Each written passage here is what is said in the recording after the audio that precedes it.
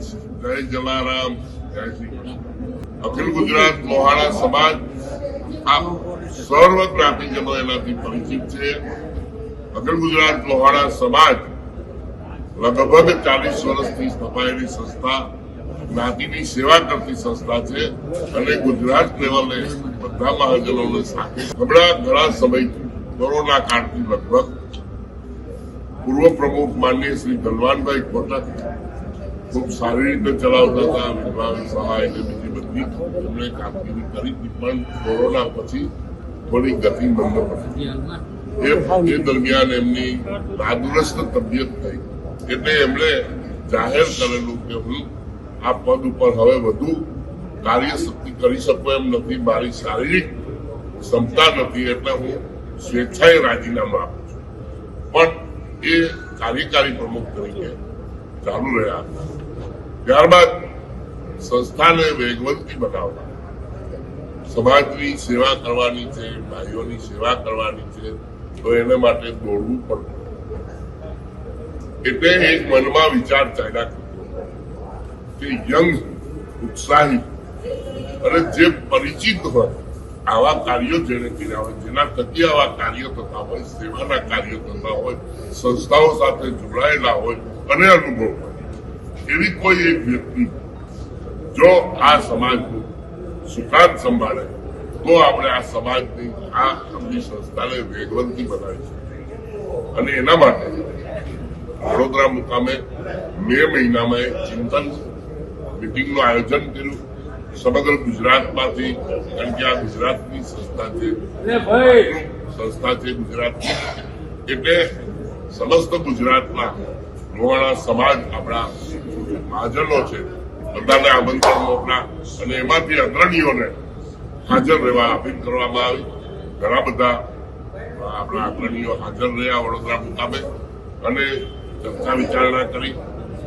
ત્યારે જ એક નામ કાયમ અમારા ધ્યાનમાં હતું, આને માટે જો સક્ષમ હોય તો એ આપણા યુવા, ઉત્સાહી, ઉદ્યોગપતિ, સાહસિક અને આ સમાજ સાથે ઘણા વર્ષોથી જોડાયેલા અને આવા કાર્યો કરેલા એવા માનીય શ્રી જીતુભાઈ લાલને જો આનું સુકાન સોંપવામાં આવે તો આપણે આ કાર્ય વધુને વધુ સફળ થાય। અને એ વિચાર ત્યાં તરતો મૂકવામાં આવ્યો। ચિંતન શિબિરની અંદર નક્કી થયું કે ભાઈ 11-12 જણની એક સમિતિ આપણે બનાવીએ અને સમિતિ આગલા પૂર્વ પ્રમુખો સાથે અને આગળ વાર્તાલાપ, વિચાર વિમર્શ કરે, જીતુભાઈ સાથે વિચાર વિમર્શ કરી અને આપણે આ એક ડિક્લેરેશન જાહેર કરીએ આપણે। એટલે એ 11 જણની સમિતિ મહિના પછી મળી અને સર્વાનુમતે બધાએ હોશભેર જીતુભાઈ લાલનું નામ જાહેર કર્યું। એટલે જીતુભાઈ લાલને આ અખિલ ગુજરાત લોહાણા સમાજના નવનિયુક્ત પ્રમુખ તરીકે જાહેર કરવામાં આવ્યા। જય જલારામ। ત્યારબાદ જીતુભાઈ સાથે ચર્ચા થઈ, આપણે એક જનરલ બોડીની એક મિટિંગ બોલાવવાનું નક્કી થયું અને આ આપણે 29 તારીખે આ એજન્ડા બહાર પાડી અને એની જનરલ બોડી અને ત્યારબાદ જીતુભાઈના અધ્યક્ષપણા નીચે આપણે એક અખિલ ગુજરાત લોહાણા જ્ઞાતિનું મહાસંમેલન, જે કદીએ નથી થયું એવું એક સફળ અને જોરદાર સંમેલન કરવા માટે આ તૈયારીઓ શરૂ કરી। આપ બધા જ જોઈ રહ્યા છો, ખૂબ ઉત્સાહ છે આખા ગુજરાતમાં ઘણા લોકો અમને કહે છે કેવી રીતે આવવાનું, કેવી રીતે ત્યાં અમારે પહોંચવાનું, શું વ્યવસ્થા, તો ઉત્સાહ છે, આપણે એમને બતાવીએ। અને 29 તારીખના સંમેલનમાં ફરીને અપીલ કરું છું તમામ જ્ઞાતિજનો, ભાઈઓ, બહેનો, બાળકોને કે જરૂર પધારો અને આ મહાસંમેલનથી આપણી સંસ્થાની, સમાજની એકતા અને અસ્મિતા ઉજાગર કરી સમાજને બતાવીએ કે લોહાણા જેવી સંસ્થા છે। જય જવાબ। 29/9/2024 ને રવિવારે બપોરે 3:30 વાગે શુભમ પાર્ટી પ્લોટ વીરપુરમાં એન્ટ્રી થતા જમણા હાથમાં છે, ત્યાં સમગ્ર ગુજરાત લોહાણા સમાજના જ્ઞાતિજનોનું એક મહાસંમેલન છે જે ઇતિહાસમાં પહેલી વાર થવા જઈ રહ્યું છે। એ પહેલા અખિલ ગુજરાત લોહાણા સમાજની એની જનરલ સામાન્ય સભા છે। એ સભા અડધો કલાકમાં પત્યા બાદ આ સંમેલન શરૂ થશે અને આ સંમેલન છે એ સમાજને એક કરવા માટે બોલાવવામાં આવ્યું છે। ભવિષ્યમાં સમાજની જે સંસ્થાઓ છે એ અખિલ ગુજરાત લોહાણા સમાજના પ્રમુખ ધનવંતભાઈ કોટક છે અને અખિલ ગુજરાત લોહાણા સમાજ ટ્રસ્ટના મેનેજિંગ ડિરેક્ટર ઠાકોરભાઈ ઠક્કર છે. એમાંથી કેવી રીતે બંને જણાએ એમ કીધું કે અમે સંસ્થા કમિટીને એમ કીધું 11 જણાને કે જીતુભાઈને સોંપી દઈએ.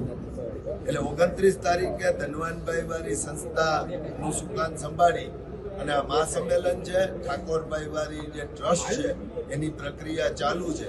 આ બંને સંસ્થાઓમાં કાયદાકીય પરિસ્થિતિ જોઈ અને કેવી રીતે આગળ વધવું વિચારવામાં આવશે. જરૂર જણાશે તો નવી સંસ્થા રચવામાં આવશે અને એ સંસ્થાના નેજા હેઠળ સમગ્ર ગુજરાતના લોહાણા જ્ઞાતિના મારા પરિવારના ભાઈઓ બહેનો બાળકો એને એકત્રિત કરી અને સમાજનો વિકાસ સાથે દેશના વિકાસના હેતુ સાથે અને સમાજના બાળકોને શિક્ષણ મળે, સારું આરોગ્ય મળે, સારું માર્ગદર્શન મળે અને એક થઈ અને બધા સાથે ચાલે એના માટેના તમામ પ્રયત્નો મારા દ્વારા કરવામાં આવશે.